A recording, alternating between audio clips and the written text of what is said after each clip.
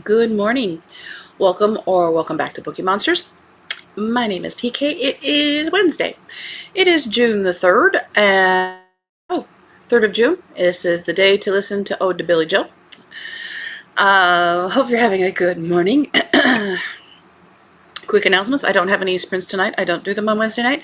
Our next sprints are tomorrow evening, Thursday evening at 8 p.m. Eastern for 2 hours, and then after that, Saturday afternoon at 3 for 5 hours. These are Eastern times. Well, let's do a check-in. Elena says, good morning, PK and chat. Well, good morning, Elena. How you doing? She says, I'm doing good, good, good. And how am I doing? I'm doing well. Very well.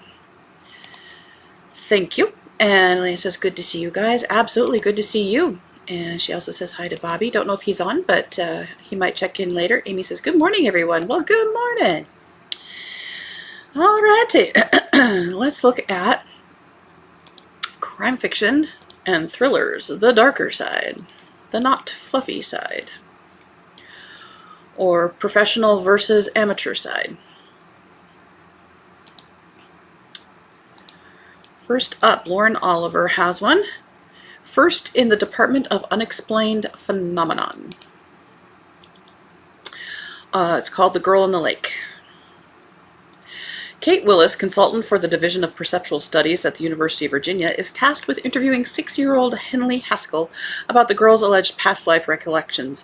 The evaluation also marks a return for Kate to Stockbridge, Massachusetts, and to troubling recollections of her own.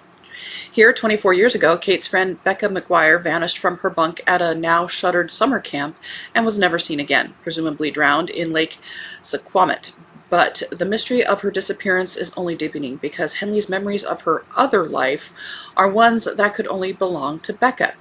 For Kate, Henley's recurring suffocating nightmares and her disturbing illustrations of places she has never been seem to spell out the unbelievable. Somewhere, somehow, the truth about what really happened to Becca is locked inside this little girl. As Henley's uncanny memories surface, so do old secrets, each one drawing Kate inexorably back to that terrible long-ago summer by the lake. Lauren Oliver, didn't she write a dystopian young adult? I read that one. Can't come to mind right now. I can picture the cover. Was it Matched?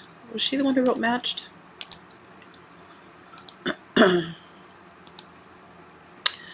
Clive Cussler's estate has a new one. In the Numa Files, this is 22nd in that series. This is called Cold Fire. In the frigid air high above the Arctic Ocean, an American C-17 carrying a cutting-edge laser of immense power successfully shoots down a ballistic missile nearly 400 miles away. Before the celebration can even begin, the aircraft goes dark, vanishing off radar and disappearing into mist at the top of the world. As the details emerge, it becomes obvious that the aircraft has been hijacked, the crew murdered at their stations. Its last known heading would take it directly to Russia, but the CIA insisted it never arrived. An odd signal suggests it crashed into the Arctic Ocean halfway between Norway and the North Pole. In a tense meeting, the president asked how deep the waters are in that area. Not deep enough is the answer. Russian ships are seen putting out to sea in large numbers. Chinese vessels are spotted north of Norway. The only American asset in the area is a small research vessel operated by Numa. The president orders Numa to send it into the fray. Kurt Austin and Joe Zavala lead the search, but soon find that all is not as it seems. The Chinese were waiting for the plane's arrival. The Russians had expected it to land on their territory. Now all three are closing in on a shooting war to keep the others from finding the missing plane. With the rules of engagement suspended and lives hanging in the balance, Kurt and the Numa Special Projects team pull on the threads connecting the mystery, only to discover the great nations of the world being manipulated by a single man with a deadly plan of revenge.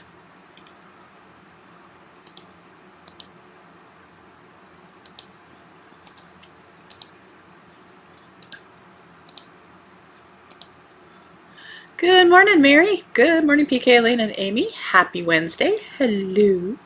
Going to hit 80 today. Oof. We have had a great run of beautiful weather. That's what spring is for. Started What Happened That Night by Nikki French yesterday. Ooh, good author. Good so far. Lots of characters to keep in mind, and timelines are now and past, so I have to pay attention. Gotcha. Very good author. 138 Maine. 138 Maine by Gavin Bell. For FBI, let's see, probably need to read.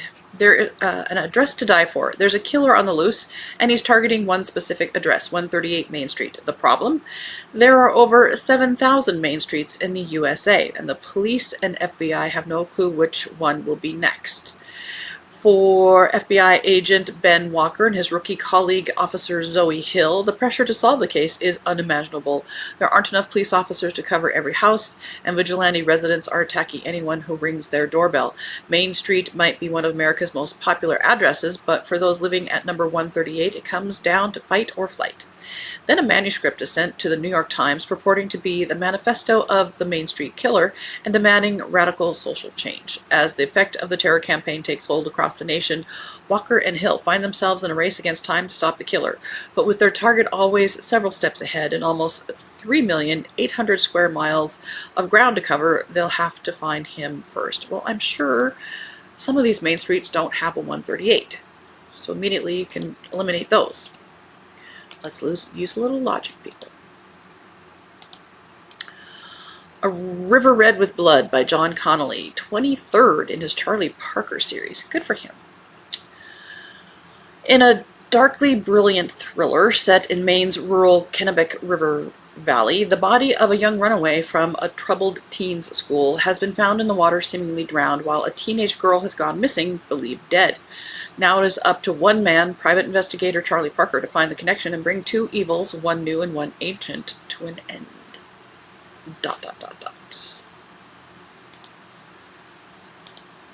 End of that row. If I remember right, his books do have sort of a paranormal-y kind of, a dark paranormal-y, like supernatural kind of, if I'm remembering right. It's been a long time. I think I read the first one and went, eek, not mine. Not my cuppa. Big Money, Small Town by Thomas E. Ricks, 3rd in Ryan Tapia series. While building his career as a private investigator in the Maine countryside, what is it with Maine today? Ryan Tapia takes the case of Dr. Ed Healy, a local physician suffering from an acute case of cobalt poisoning. A mine has recently opened in Pushaw County, extracting the valuable minerals needed for batteries in electronic devices and electric cars, but a deadly fan of poison is seeping out. But there are dark legacies in Pushaw that go back to the Salem witch trials and the community on near Witch Island, where the Thornfoot family is turning the tables and exploiting the vagaries of modern life for their own ends. On the cusp of finding his personal happiness once more, Tapia is caught in the middle of this vortex of manipulation and money, desperation and deceit. Neighbors turn on one another, and the people of Pushaw risk, they're making me say that over and over again, I don't know if I'm saying it right, becoming as deadly to one another as the industrial poison simmering beneath the surface. It's probably pronounced Smith or something like that. And I apologize for if there actually is one of those counties and I'm saying it wrong. Lies Between Us by Jessica Goodman. Do you ever really know the people you love? For the Gold Sisters and Silver Brothers, oh jeez, life has been idyllic. Growing up in side-by-side waterfront mansions in a town where doors are never locked and the police do little more than issue speeding tickets. The Golds and Silvers have known each other their entire lives, as neighbors, as friends, as family. But one carefree summer takes a dark turn when a beach party ends in tragedy and their perfect world cracks wide open. Suddenly the bonds that tie these families together are strained by suspicion and fear. Painful secrets surface, revealing the fragile truths they've all been hiding. Lucy, the oldest Gold girl, harbors a crushing secret from her boyfriend, one of the Silver Boys. Millie, the middle sister, quietly yearns for one person she can't have, and the youngest, Frankie, uncovers something that could blow their island apart.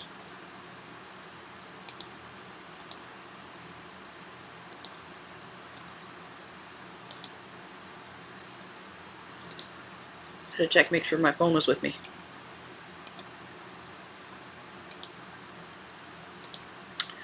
Man of My Dreams by Olivia Worley. A romance author is shocked. One of her characters in progress seemingly comes to life, but is he too good to be true? Best-selling romance author Ivy Harcourt has been as unlucky in love as she's been successful in writing, as her sad relationship track attests, there are no good dating options left in New York. Really? She went through everybody in New York.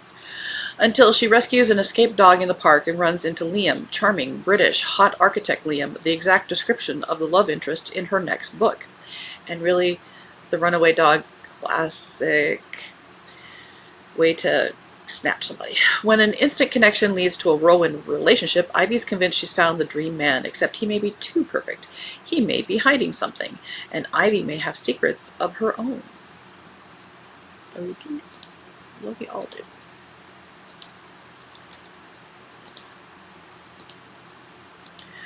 Road Longer Than Memory. Psychological mystery, it says. Perfect for fans of Tana French and William Kent Kruger. Sometimes the road home runs through everything you tried to forget. After a failed relationship and an unsettled teaching career, Sarah Barlow returns to her childhood home in Arlington, Virginia, hoping for a fresh start. But when she applies for a job at her old high school, a chance glimpse into the gymnasium shakes her to the core. She spots the man she suspects was involved in a classmate's violent death a decade earlier. Haunted by the past, Sarah confronts the memories she spent years trying to suppress. Her sister Suzanne's fatal car crash, her secret summer with the reckless Devlin Barry, and the anonymous 911 call she made after witnessing what she believes was a murder. As the construction of Interstate 66 physically fractures her community, Sarah grapples with emotional fault lines of her own: guilt, silence, and buried truth. It says, set against the backdrop of suburban upheaval in the 1970s and 80s. End of that road.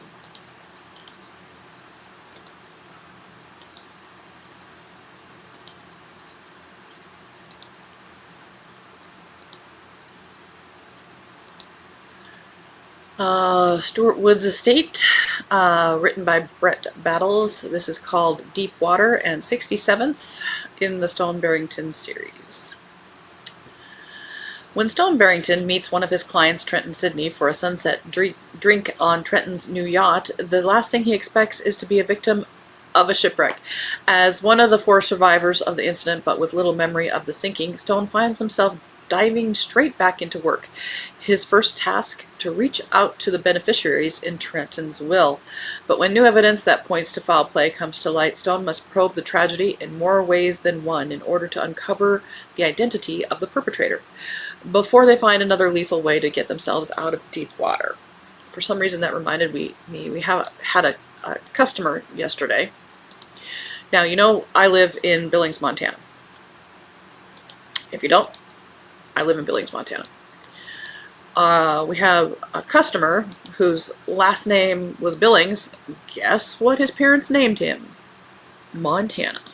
Montana Billings, and he lives in Billings, Montana. I would sue my parents. Lena says, I will jump in the shower at 5:30. Alrighty, that sounds like a good plan. And see you tomorrow. We'll see you soon, hopefully, tomorrow. Mary says, bye, Elena. And they says, if not, maybe Friday or Saturday. Alrighty, well, you have a good day. The Final Chapter by C.B. Everett. 10 years ago, a best-selling, critically acclaimed literary author disappeared without a trace and without a final novel. In recent days, that missing manuscript has surfaced, but strangely enough, it's not another genius work of literary fiction, but an espionage novel full of all too stereotypical spycraft and James Bond-like twists.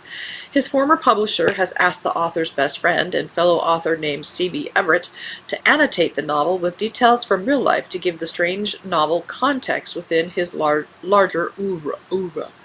But as C.B. reads, he finds the espionage thriller is filled with references to events and people who feel a little too familiar, and soon he's wondering if the novel might in fact be a key to his missing friend's disappearance.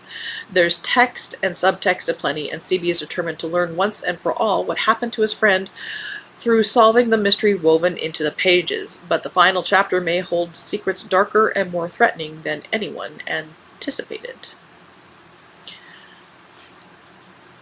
I don't know. I might check that out. We'll see.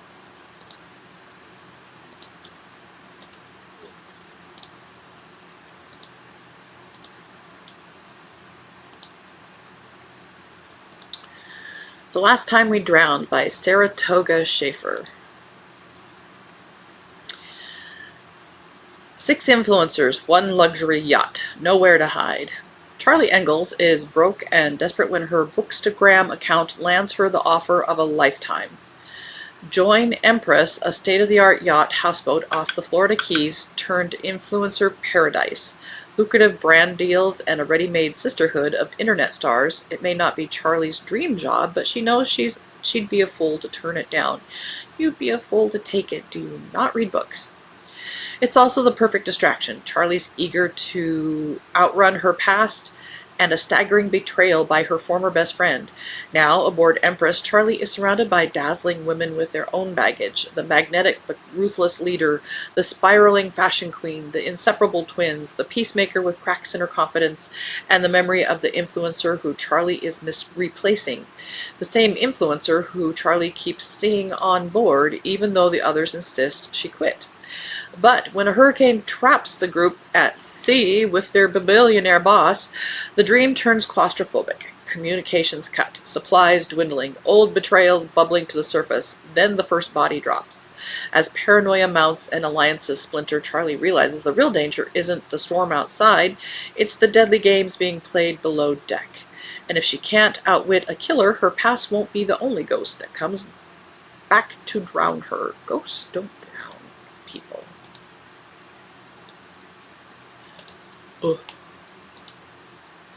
Oh, here's one to read during Shark Week. The Shark by Emma Stiles. At the height of Australian summer, a serial killer dubbed the Shark stalks a beachside suburb, targeting young female swimmers whose bodies are later found on the shoreline.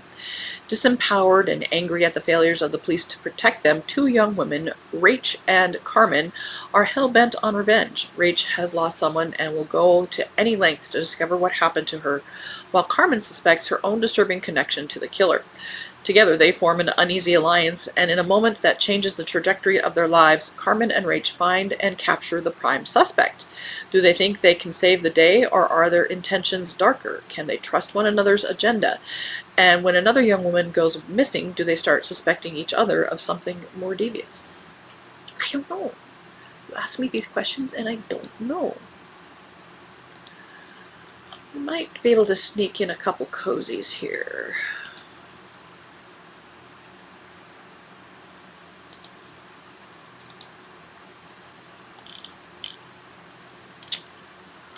We ended on Cleopatra. A Medium Specialist by Lynn Cahoon, 6th in the Haunted Life Cozy Mysteries. After almost successfully transitioning an angry spirit to the other side, Eddie's got a new member of the ghost crew at her antique store and more problems. Her almost sister is still in town with her best friend, a fellow fortune teller from California. Now someone is killing mediums with real power. Everyone Eddie cares about is on that list. Now that a second member of their craft has been killed and another kidnapped, Eddie is on the case to make sure the killer is found and arrested. This needs to happen soon before the longest engagement in history ends, not with a wedding, but with a funeral.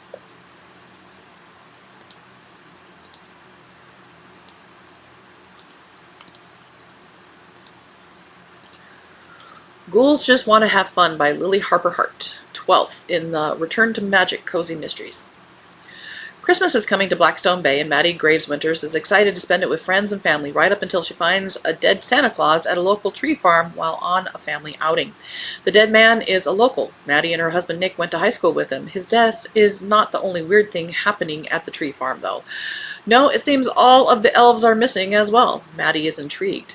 Then when her son has a dream about a monster in a cave holding the elves captive, she becomes worried. Why is this creature reaching out to Finn? Maddie is determined to figure it out. She's going to have help in the form of her friends Rowan, Ivy, and Harper. Together, along with all their families, they will solve one last mystery together, proving that some bonds can't be broken. There are all different types of magic, and Maddie is about to see the darkest type in action. Come along for the ride. It says... Sconed to Death by Betty Heckman, 2nd in the Crochet and Crumpets Mysteries. Annie Hart has transformed the yarn shop she inherited into a thriving business and tea shop. Now she needs to sell it so she can move back to LA. She just has to ensure that young Toby Swanson is kept on as a supplier of their famous scones. Annie decides to secretly enter Toby in a new reality TV cooking show. Yeah, that's no pressure. But his application video takes a deadly twist when Annie and her business partner Gray discover a body on the beach while filming. Even worse, it looks like the young woman has been enjoying Toby's cherry scones and the shop's rose tea before her death. With the help of her misfit group of local yarn artists, can Annie find a killer and save her reputation? And we got time for one more, so we get one row done here. Breaking the Mold by Amanda M. Lee, 13th in Two Broomsticks Gas and Grill Witch Cozy Mysteries. Story Morgan has faced diabolical demons, evil witches, and murderous ghosts. Nothing is as bad as what she's facing now, however. Her grandfather is moving in. Stormy and her fiancé, Hunter Ryan, are only weeks away from moving into their new home. Before then, however, they have an unwanted roommate, one who doesn't like knocking before entering a bedroom or shutting the bathroom door. If that wasn't bad enough, a young woman with a colorful past is found dead in the downtown Shadow Hills. Her story is both tragic and gossip-worthy. Nobody knows who killed her. Was it a monster or man? It seems there's a new enemy in town, but nobody knows who it is. The enemy is dangerous. The enemy is cunning. The enemy is out to get Stormy. A war is about to break out in Shadow Hills. Stormy and her friends are on one side. The other side is much more powerful than anybody wants to admit. Things are about to get hot in Stormy's world. Just who will get burned? End of that row. So everybody remember, we ended on the mold. The pink mold. So we will look at the rest of the cozies on Friday. And Amy says bye to Elena. Mary says the thrillers seem somewhat tame this morning. Nothing really struck me as a need to read. We are marked safe today. Amy says yay, book 2 from Betty Heckman. Yay! And Mary says thanks so much. Great to see everyone this morning. Hope you all have an outstanding day. We'll back at you, baby. Enjoy your fine weather. Again, no sprints tonight. Next sprints are tomorrow. Remember, this is the beginning of Bookeemonsters Midsummer Hisp Mist. So if you are so inclined to try a historical mystery, this is the month to do it. Or if you want to continue on one, now's the time to do it. There are no prompts, just read as thou wilt. Amy says, thanks, have a good day. We'll back at you, baby. Alrighty, thank you, thank you. Be safe, read good books, and as the banner says, don't be a bookworm, be a bookie monster. Nom nom. Have a good day and God bless.